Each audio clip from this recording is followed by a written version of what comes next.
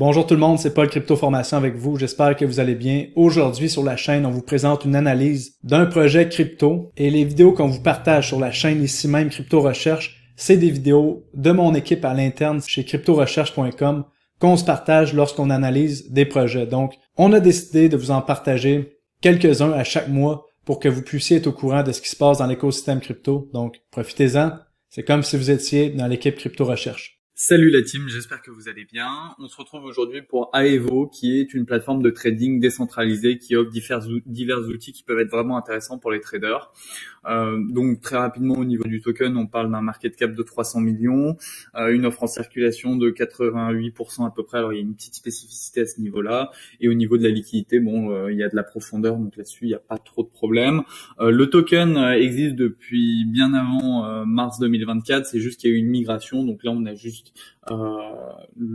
l'historique de ce token. Bon, il est bien descendu, pour arriver à 0,3 $, alors qu'il était déjà à 3 $. Il fait partie des tokens qui ont bien souffert de la correction depuis mars. Mais ce qui est intéressant dans ce projet, alors bon, il y a la possibilité de trader des dérivés, il y a également la possibilité d'utiliser des stratégies de hedging.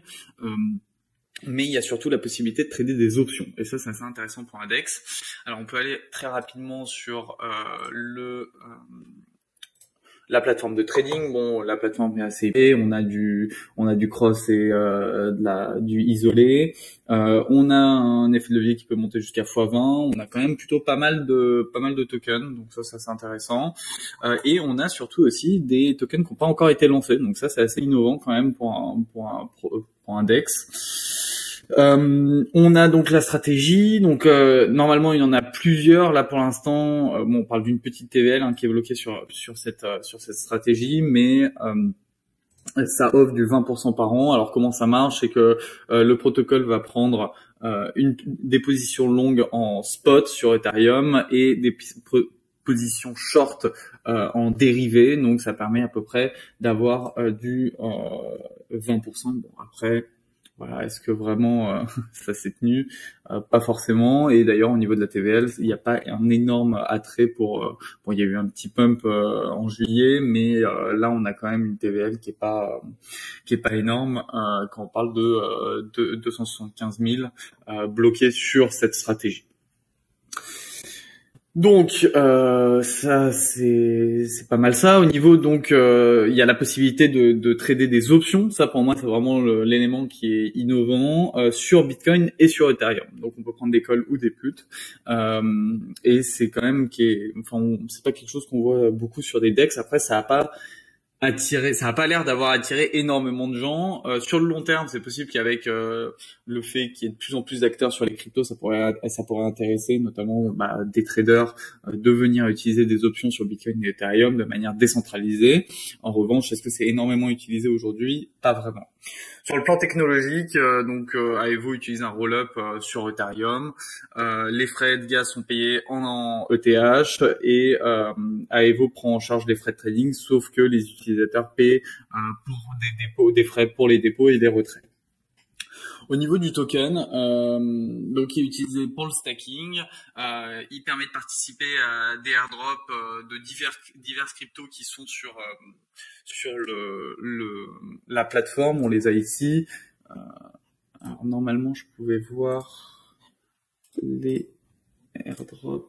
Là je peux pas les voir, je les voyais tantôt, mais il y a pas mal il y avait du Well, il y a pas mal de cryptos qui sont disponibles en airdrop.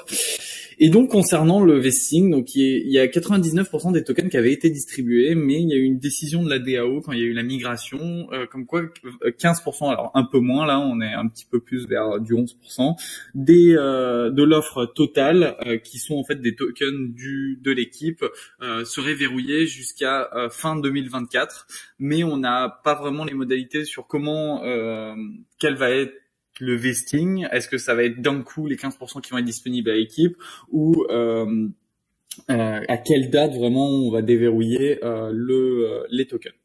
Au niveau des investisseurs, bon, on a quand même Binance Lab et Coinbase Venture qui étaient présents pendant les seeds, donc ça c'est quand même un élément à souligner. Et puis bon, pour placer un peu le DEX au niveau des métriques, c'est sûr que bon, on a une baisse de la TVL depuis les derniers mois, mais bon, depuis mars c'est assez commun sur pas mal tous les projets. Bon, on a une TVL de 50 millions, ce qui est pas énorme, donc c'est le 12e parmi les DEX de dérivés, donc pas des DEX au total, hein, juste des DEX qui permettent de faire des dérivés. Mais bon, le trading d'options pourrait relancer le protocole avec l'arrivée donc de Wall Street de plus de traders dans les cryptos. Mais d'ici là, c'est pas sûr que ce soit encore le seul DEX qui soit disponible pour trader les options. Ça peut être adopté après par pas mal de DEX. Donc sur le plan fondamental, c'est un bon projet, mais du fait que c'est pas énormément utilisé, voilà, c'est à cheval entre bon et moyen. Faudra voir sur le long terme s'ils arrivent à amener pas mal de gens, mais pour l'instant c'est un peu léger au niveau du nombre d'utilisateurs et des volumes de trading. Donc voilà, c'est un projet moyen bon, on va dire. Bon, je vous souhaite une bonne journée, on se revoit bientôt. Salut!